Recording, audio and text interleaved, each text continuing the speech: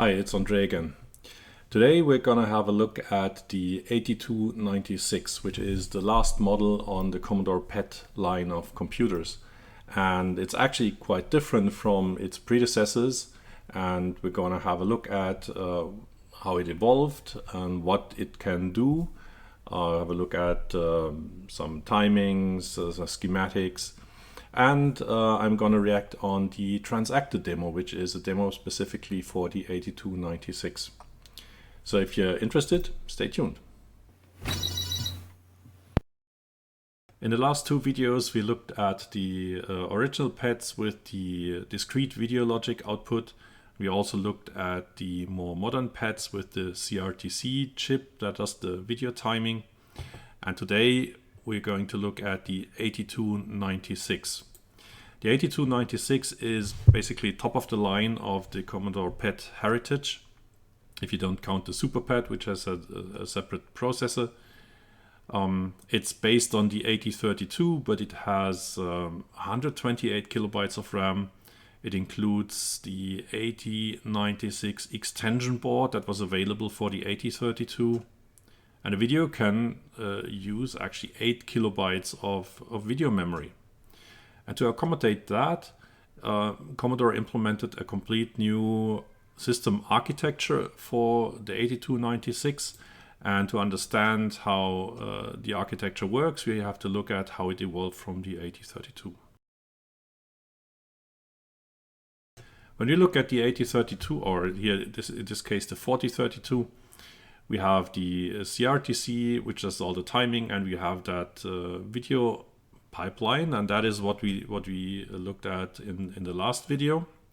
But this is of course not the whole system architecture. The whole system architecture consists of a number of blocks, and here is the video block for the 4032 that we looked at in the previous slide, and there are the other blocks of that consists of the that make up the PET.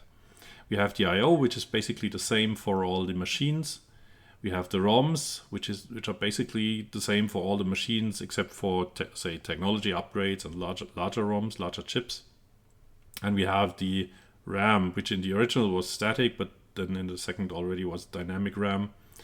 And in the 32 kilobyte models, we have up to two banks of 16 kilobytes each.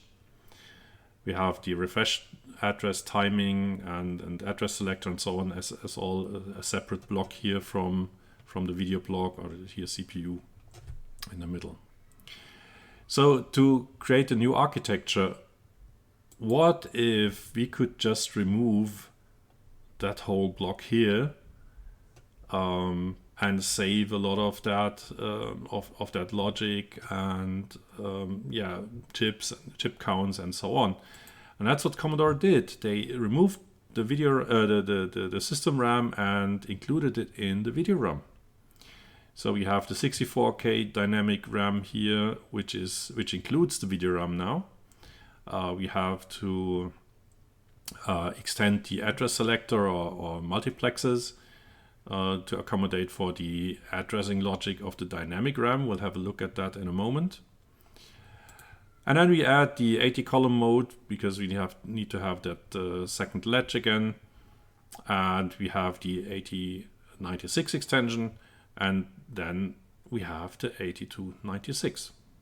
Commodore actually made a whole diagram of their own, and you can see the basic building blocks here as well.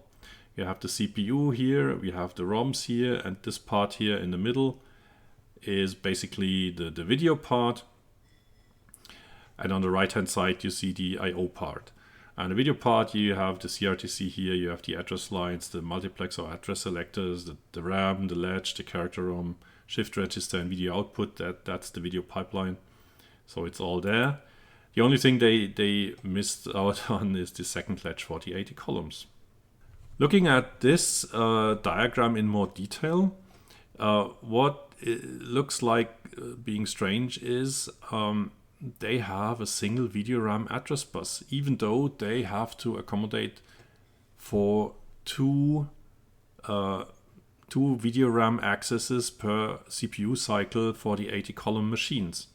if you look at that, both dynamic RAM banks, both banks are connected to the same data bus. So you can't just read 1 byte from one bank and another byte from the other bank and store that in their corresponding latch, because there's just a single bus in there. In fact, you can jumper that board to actually not have the second 64K on the board itself, to make it basically a more or less normal 8032 mode. So what is the secret behind that single video RAM data bus? And it's the timing, because they are actually using faster RAM. The original dynamic RAMs needed to have an access time of maybe 250 nanoseconds. Here you have to use 150 nanoseconds, so you have to use faster RAMs. And they're actually using 2 page mode read cycles in the first half of the clock cycle, of the CPU clock cycle. So to understand that a bit better, we have to look at how dynamic RAMs work. So a dynamic RAM only has half the address lines as one would expect, because a DRAM chip is organized into rows and columns. So you have this matrix, and you have 2 parts of the address that are being sent to the DRAM chip, and the first one is the row address, and that reads all the bits in one column.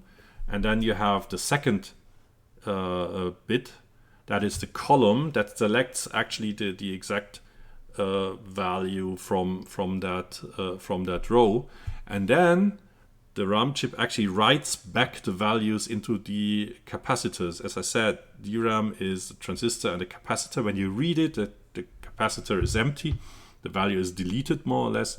You have to write it back in that moment. That is actually what's called refresh, and we'll have a look at how that works also. So because the DRAM has only half the address bits, you have to have a multiplexer between the lower and upper address bits, and you have 2 control lines, the row address and the column address line, that when they go active, the RAM chip knows when to take in the row or the column select line, address lines from the data bus, from the address bus. Looking at the timing, you see here, this is the res signal, and it goes low, and then you have on the address bus, you have to have the row address, and this is when the DRAM chip takes the row address.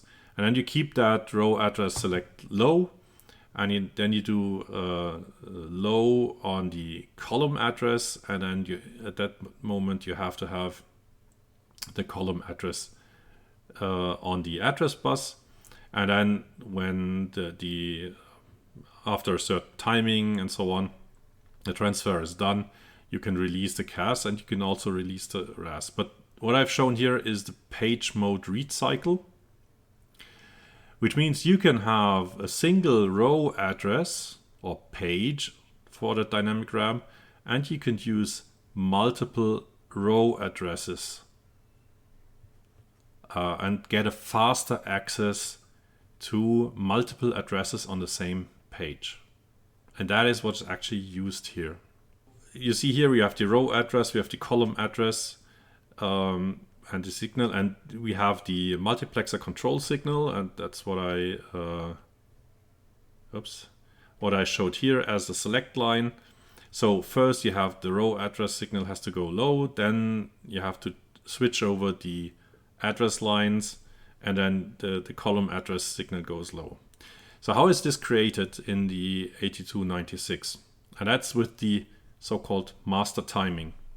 And this is basically the whole master timing of the 8296. One of the reasons that's actually so simple is because there's a programmable ROM chip in here. So if you remember the 8032, we had an extra counter here that that was creating the DRAM refresh address. And we had this shift register and then some logic to create various types of signals from the different phases of the Phi2 clock. It's all gone. It's all very simple. There is this 74S288, which is a programmable ROM chip of the 74 line. And that is just a register that delays that and synchronizes the output of that ROM chip to the 16 megahertz clock, so that avoids glitches that may appear because of the changing of the address lines and the internal workings of that ROM chip. And from that you create basically the row address select line, the CAS bank 1, CAS bank 2. So those are the lines that you create. There is the CAS enable one for bank 1. That's the enable. That's a signal actually that the CPU wants to address the bank 1. This goes here, is delayed 1 16 megahertz clock cycle and goes into input into the ROM chip. Here you have the CAS enable 2, which is the address selection. The CPU wants to address the second bank, and that is connected with the CAS2 timing signal to create the actual CAS2. So let's look at the programmable ROM chip. This is an analysis I did quite a while ago, and here we have the inputs of that ROM chip, and for simplicity I've left out the 2, 4 and 8 megahertz clocks. So it's the 1 megahertz clock, which is essentially the CPU clock, and the bank select for the bank 0. And then we have the outputs of the timing chip. Here we have the row address signal, which is used for both banks. And we see we have 2 cycles per CPU clock. So there's one here in the first half of the CPU cycle and one here in the second half of the CPU cycle. Basically, the first half is the video access and the second half is the CPU access. Note from the phase of the clock, it's externally delayed by 1/2 16 megahertz clock tick. If you look at the schematics again, so you have to imagine that shifted a little bit to the right if you want to see the exact timing. So here we have, and there is no condition on that. So this is always happening, and this has actually something to do with the refresh cycle as well. So this is the bank 1 column address signal. Actually, this is bank 1, so I counted. I did a one-off in the counting here. Sorry about that. And what we can see here is in the first half, when the video access is, we have 2 accesses here. So what we see, we have a RAS access and we have 2 CAS accesses during the video phase of the clock. So, and this is what I meant with 2 page address read page read cycles for the dynamic RAM. And this allows us to read 2 bytes from memory on the same data bus. So if the bank is actually selected, we can see the CPU output is here. And we have the video. In the first half, we have the video access. In the second half, we actually do have a CPU access cycle. So this one is the actual part that selects the multiplexer inputs. And what we can see here is you see RAS goes low, the multiplexer switches, and then CAS goes low. And here we have RAS goes low here, the multiplexer switches, and then CAS goes low. So this is the cycle that is needed for the multiplexer and the RAS and CAS signals of the multiplexers or of the DRAMs. Interestingly, what you can see here is for the CPU cycle, it's the other way around. RAS is going low, but the multiplexer is high and then goes low before CAS goes low. So on the address multiplexers, the inputs are switched. We'll see that in a moment. Then we have read-write timing bits that basically filters out. It only allows write accesses during CPU time, and video only reads. This is the clock for the odd and even latches, and those have been replaced with registers, and the even register reads the data or stores the data on the rising edge, and the odd register stores the data on the falling edge. And you can see that those are at the end of the respective read cycles. And then there's the typical outputs needed for the video pipeline to load the shift register. If you want to see more detailed timing, you can look at the previous video. And this is for the second bank timing. And you can see this is the CAS timing. There is no such thing on the there's no access on the video part, only when the CPU wants to access the second bank. So this is the timing that is stored into the ROM. Now let's see how it works with the address mapping. When we look at the address mapping in the schematics, we see here, and this is the extension of the address selector from the Ep.32. We only had 2 of those selectors, and one half of the inputs were connected to the CPU addresses and the other half was connected to the video addresses. But as we have to select again or multiplex the address bits for the DRAM, which only has, as I said, half the address bits, we have twice the amount of multiplexers, and we have the video address multiplexers, we have the CPU address multiplexers, and those we actually have 2 variants. One is for 80 columns, one is for 40 columns. Those are basically the same chips, but they're just slightly offset on the board. So you have basically 2 footprints which are overlapping with the necessary connections. So if you want to change the board from an 80 column machine to a 40 column machine, you have to move those chips around. Now when we look at the address mapping of the 8296 board, we can see here this is the video multiplexer. We have low is the row address and high is the column, and those are the row are the A inputs, the column are the B inputs, and here it's vice versa. That took me a while to figure out, and you see here the A and B inputs to the multiplexers here, and yeah, I needed to find out what that was, and it's actually because the select logic is such that it's inverted for the CPU compared to the video. So for the video address, we have the row address, and this is video bits 0 to 7.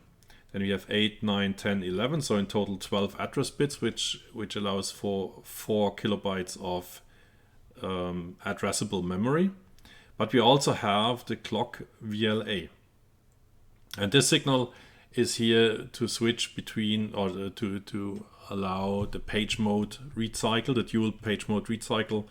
So we have that, we actually have 2 accesses here. So in total we have 8 kilobytes of video addressable video memory.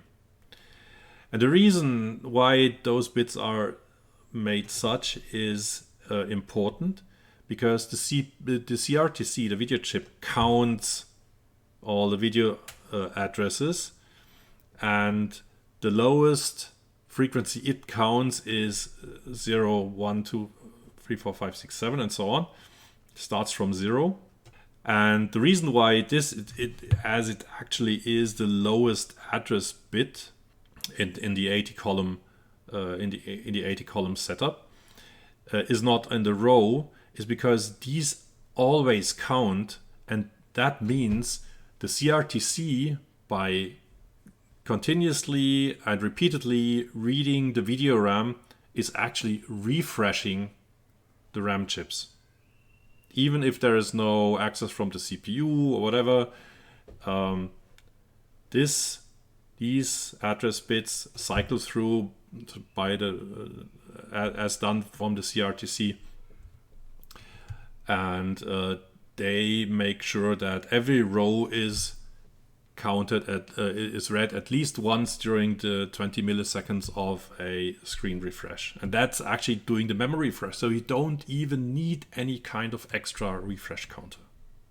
One thing to note is this address bit is low via a jumper, and for 40 columns you actually have that you change that to jumper U4, remove that, and that becomes address bit 12 of the CRTC to again allow for 8 kilobytes of video access. You could potentially change that on an 80 column machine and then have access to 16 kilobytes of video memory. But that's not how the machines come. If you look at the CPU, we can see here in the 40 column mode, and again, the row is the B inputs. And you see here that it directly maps to the video selector. So because you have to configure the CRTC to 40 columns, because in every cycle in the 80 column mode, 2 bytes are read through the hardware. But in 40 column mode, it's one-to-one relation, and then the address bits have to be the same.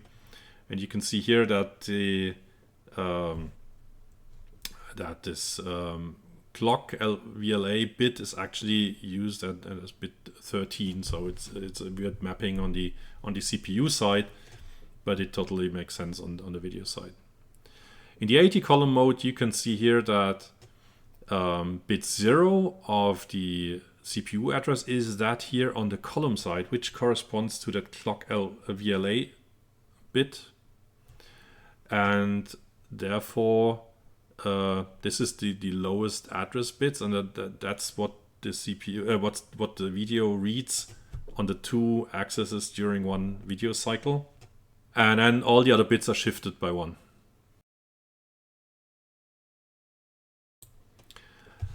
Let's have a look at the actual hardware, and what we see is they have a different monitor hardware. So the original or the original CRTC pads had this 12-inch monitor on this edgy screen encasing, which was fixed on the case. And the new 8296 machines, they have this swivel monitor. You can turn it around and move it,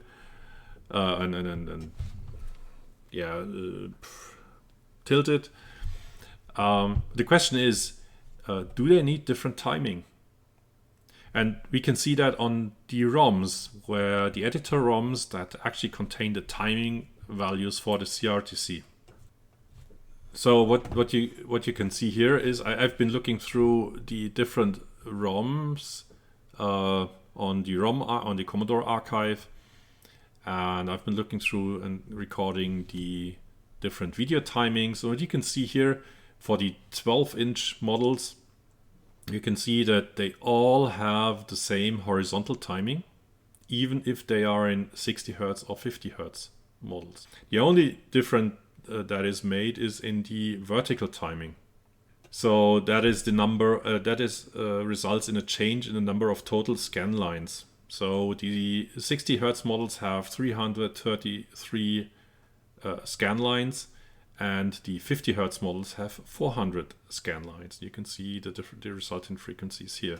But they all have a 20 kilohertz horizontal frequency, because they all use 50 microseconds per scan line.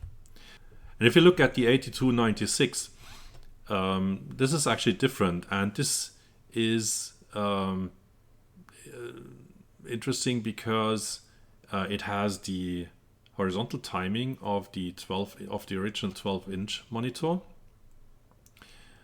And it is a 50 hertz. It's all the same, but all the follow-up versions have a different horizontal timing,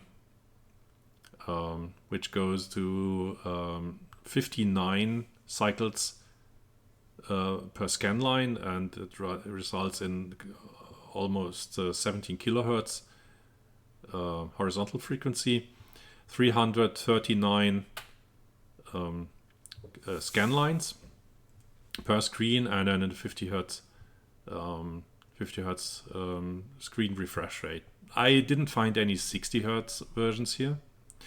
What is interesting here is because you see that rounded case, and that was actually there before the new 8296 boards were available. So Commodore actually put some of the 8032 boards into that rounded case.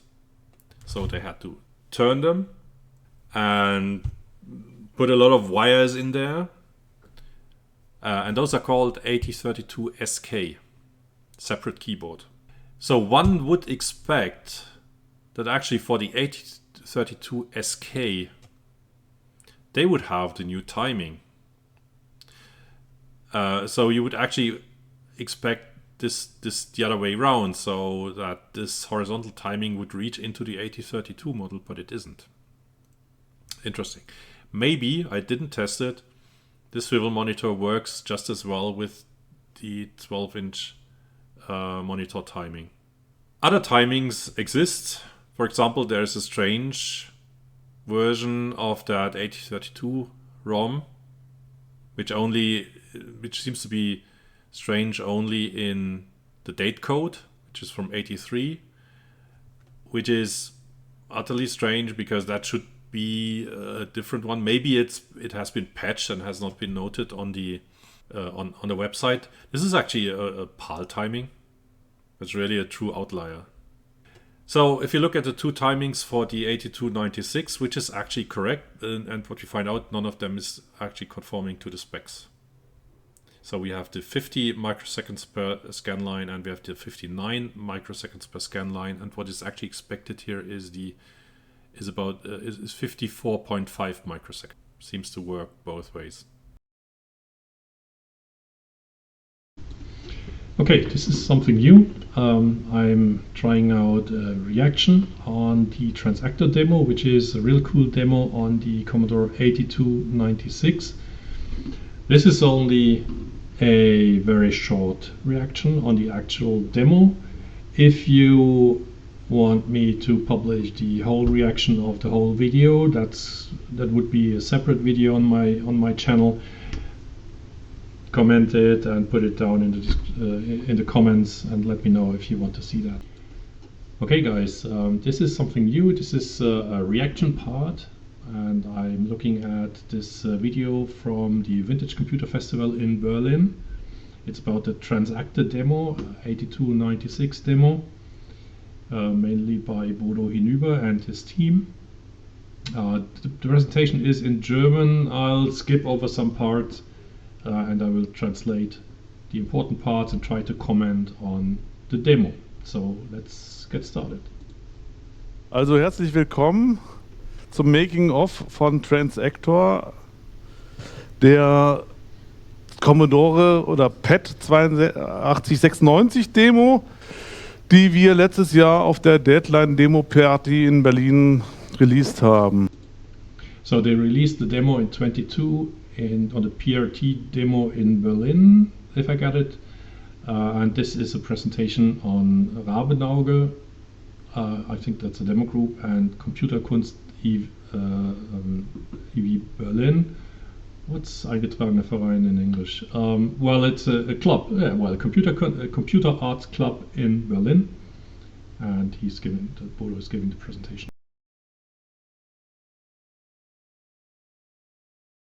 So I'll probably skip over that.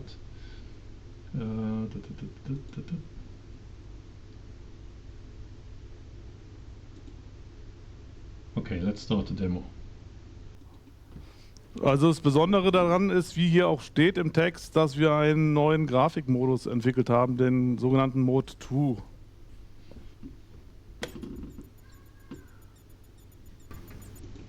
So what you can see here and what he will explain later on again is, and what I've shown in the previous video on the CRTC models of the PET, that if you extend the number of displayed characters above the right side of the screen, it goes into retrace and it shows the characters reversed because the screen is going back, and also because it's faster, they are not as bright, so you get different shades of gray if you show an inverted space, for example. Yeah.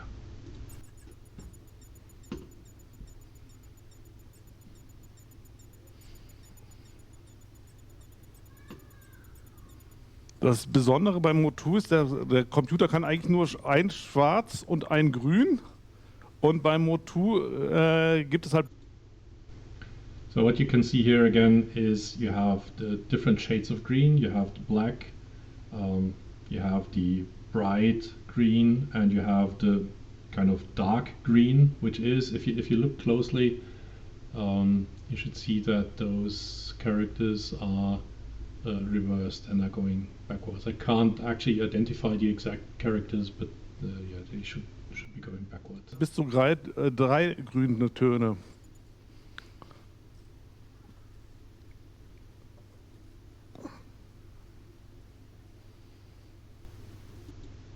For example, here, if you can see, here is a Q in the middle, and you can see the Q is mirrored.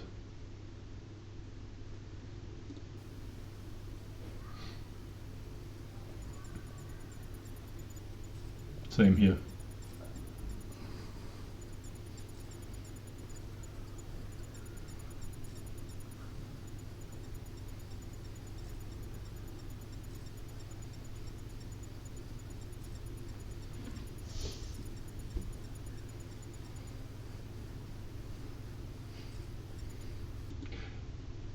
Sorry, let me go back a little bit. In this scene, what you can see here is a very smooth moving of the vertical lines, but it can actually be achieved by using the character set of the Commodore PET, as I have shown in my previous video on the CRTC PETs, that the character set of the PET does have all the different variations of the of one character filled with space or inverted space. So you can make those lines. You just have to switch that over, and there's nothing specifically tricky here, except there is of course the other shade of green in the background, I think. This is basically, this looks like a normal demo where you just create the graphics using, in this case, PETSCII characters, because there are no other characters available, and then you have a lot of copying to do. Either that, or because this machine has 8 kilobytes of video memory, you could have multiple versions. Probably not, but probably that's just a loop unrolled way of copying and then modifying the data, like in other demos. And you have this has a 2 kilobyte of, this machine has 2 kilobyte, or in standard mode it has 2 kilobytes of video memory, 80 columns by 24 lines, and the machine runs at 1 megahertz. And there you can have a quick calculation. Load a value from memory, store a value from memory. If you loop unroll that, this is the optimum you can get. and this takes 8 cycles, because it takes 4 cycles to read a value from memory and 8 cycles to store a value from memory to memory. If you're using some indexes, it takes maybe 10 cycles. And then you can count. You have 20,000 cycles for a 50 Hertz machine. How many bytes you can actually exchange with it or set with a new value while one frame is actually being displayed. You probably don't need to do the change the frame every time it's changed, every 20 milliseconds. So you probably have some more time to do that. But it's still very, very nice. There's a lot of loop unrolling there and calculations that you, as far as I understand, typically do with some code generator that actually generates the code for you, because you can't just type that in and hope it's all correct.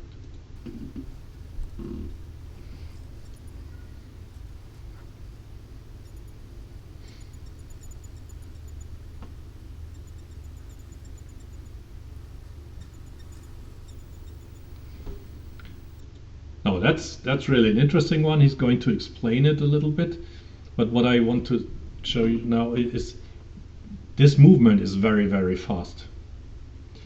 And one part of that is that you can actually change the address where the CRTC starts reading from memory, and that allows you to optimize the need for copying data around. So, for example, if you're moving that one character to the left, you just increase the start of video memory by 1 byte. What then happens is that byte that you move to the left out would be shown on the right.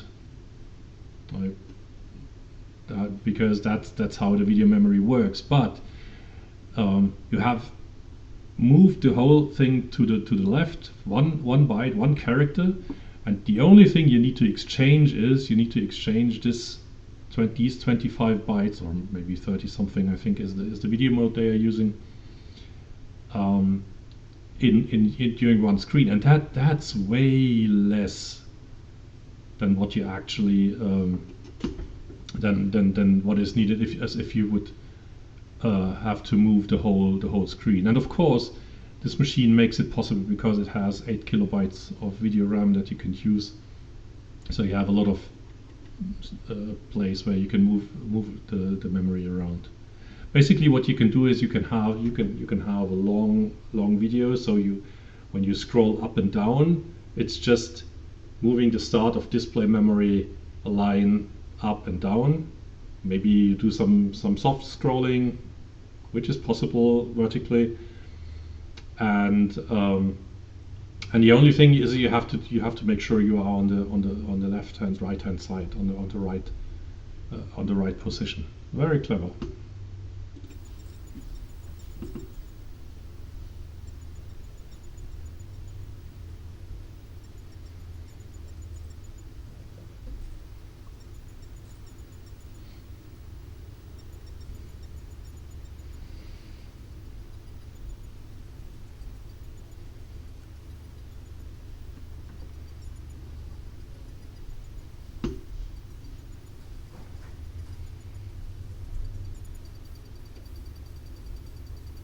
And there's actually already Da ist das Soft-Scrolling beachtens.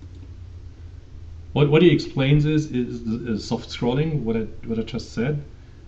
He explains that he is using the number of raster lines adjust value that I talked about in my last videos, where you can make the screen larger or smaller. I would recommend it differently, but anyway, you can soft scroll even parts of the screen by just making if you time.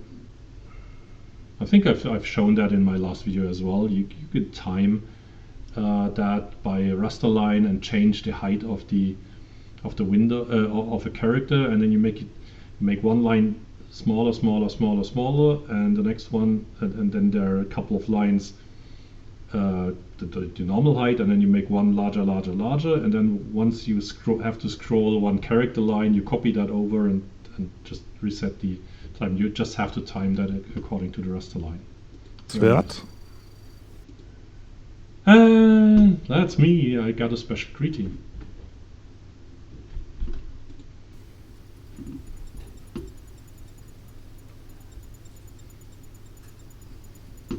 Which I didn't know until I saw that video, actually.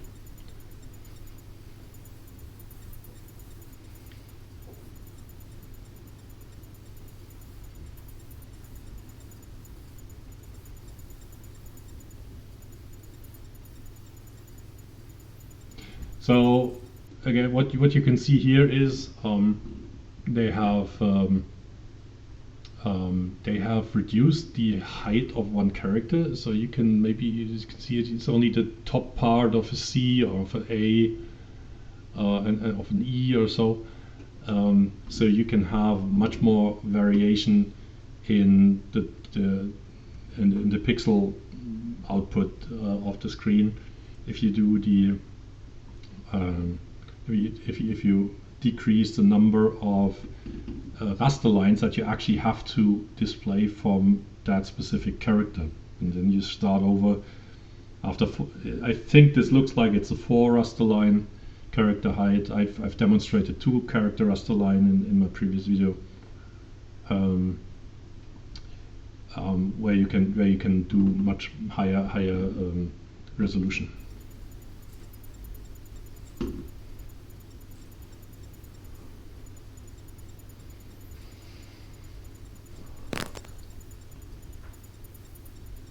Ja, jetzt kommt nichts mehr. Ich denke, ich kann das abbrechen. So, that's the end. So, ich hatte gehofft, ihr sagt jetzt, nee, lasst es noch laufen, aber...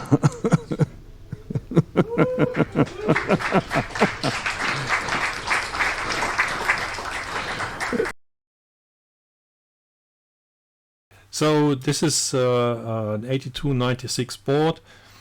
As you can see, it's a lot cleaner and even smaller than the older ones, because it has been more well, kind of compacted, and as we've seen, the whole memory section has been reworked. So let's start with the power supply. So this board can be used in 2 different options.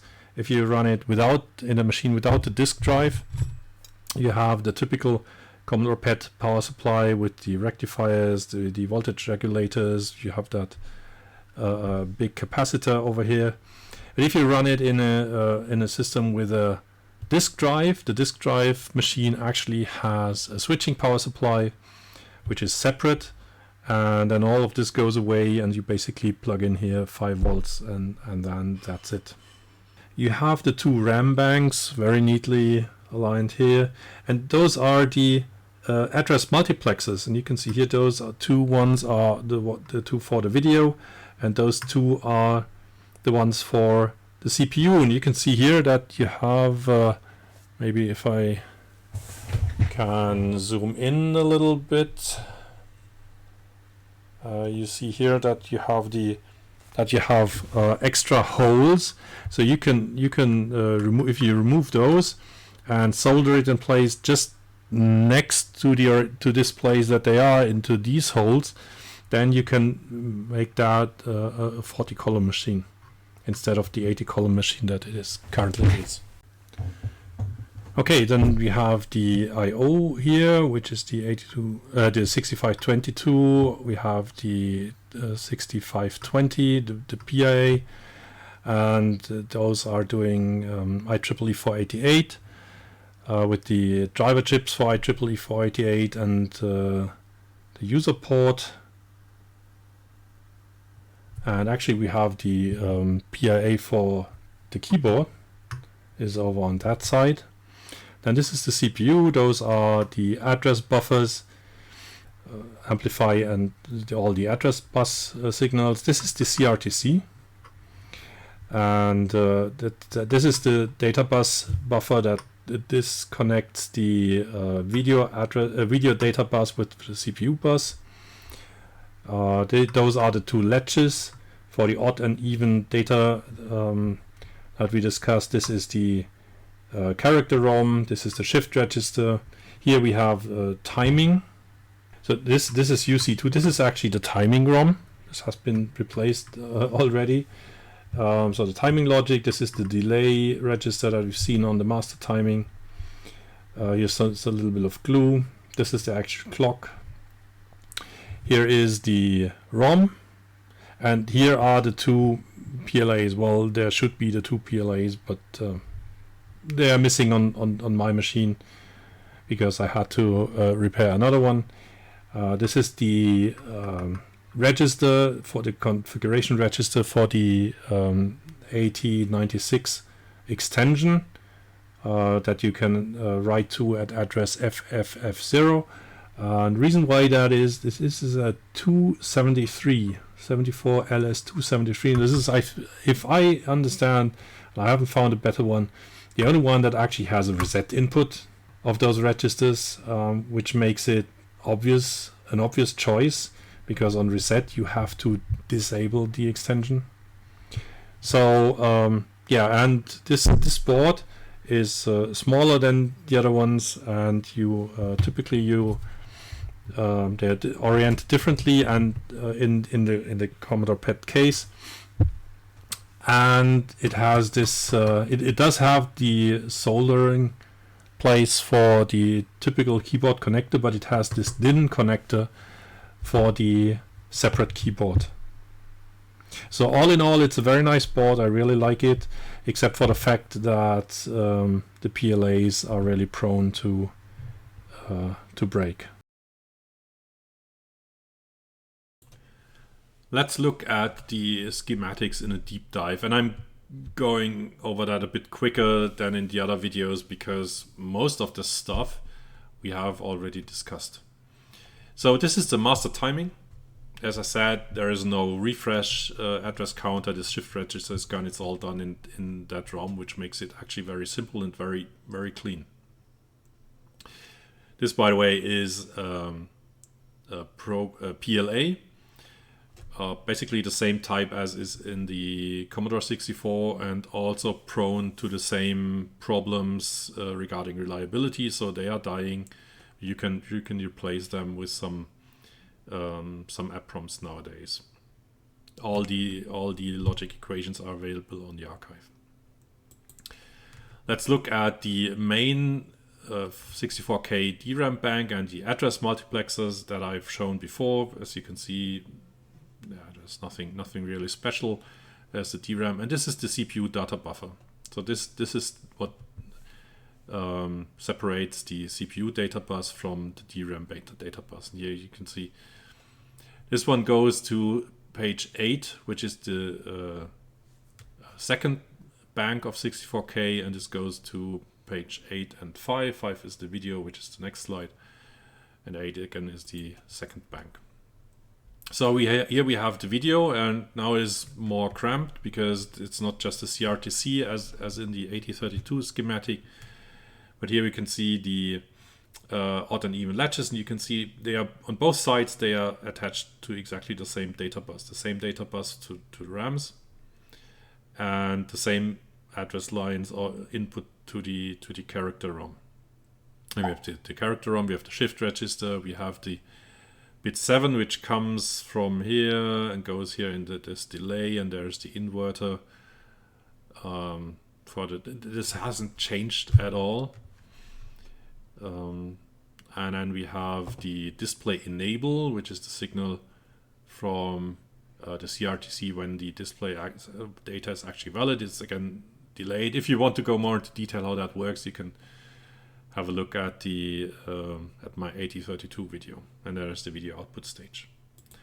And for completeness, we have the second bank of DRAM, and you can see here this is directly comes from the other DRAM bank of DRAM address lines and data lines, and this is just the second PLA, mainly for the extension. You can jumper all those as if you don't as if this is not populated.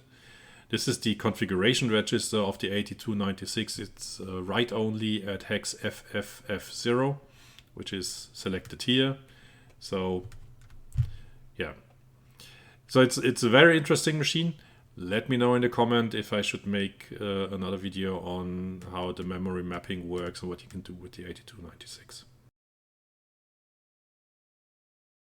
So this concludes the series of videos on the PET video output with the 8296.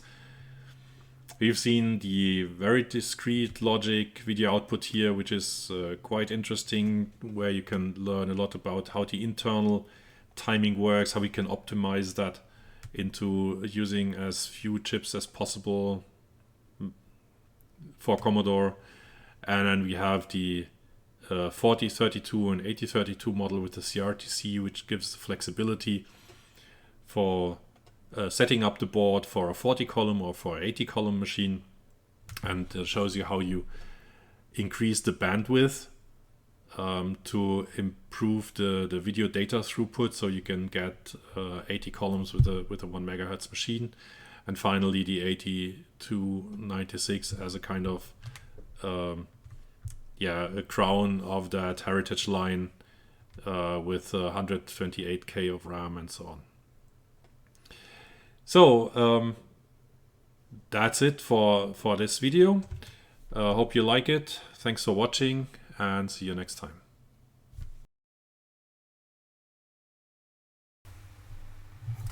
Oh.